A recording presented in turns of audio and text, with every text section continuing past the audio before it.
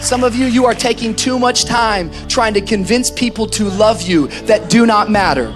Some of you are taking way too much time tolerating and trying to get people engaged that don't matter, that don't care, that are never ever gonna help you get into your destiny.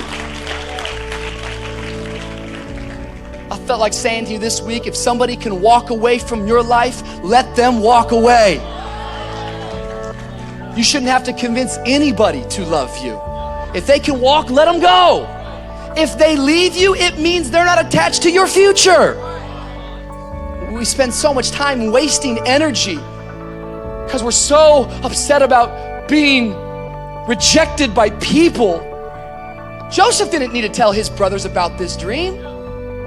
Either it was from God or he heard wrong.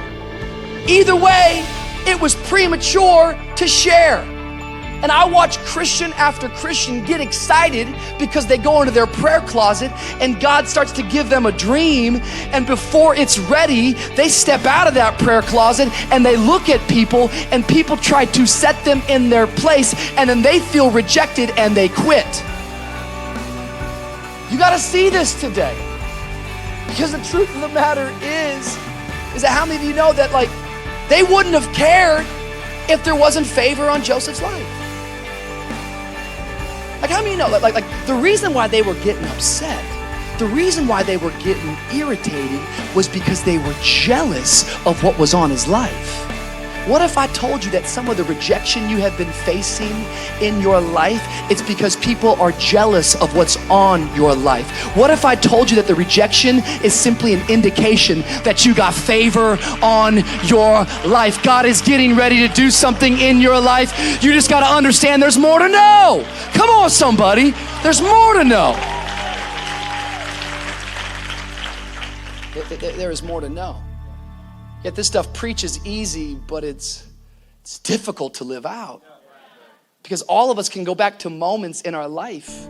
Some of you can go right back to your childhood. You're a 40-year-old man, but you still have a moment in your childhood where somebody said something, somebody did something, an event, a circumstance took place, and you dealt with rejection, and it has marked you. I remember when I was young, maybe 12 or 13, I had this encounter with a family member of mine where I was excited, and I was saying, one day I want to be a preacher. And I'll never forget my family member, they didn't celebrate it. Instead, they kind of were condescending, and they were being sarcastic, and they probably didn't mean anything by it, but they just said, man, you can't preach. Come on, if you can preach right now. I was like, well, I haven't prepared yet. See, you got to make sure that when rejection hits you, you don't let it get in you.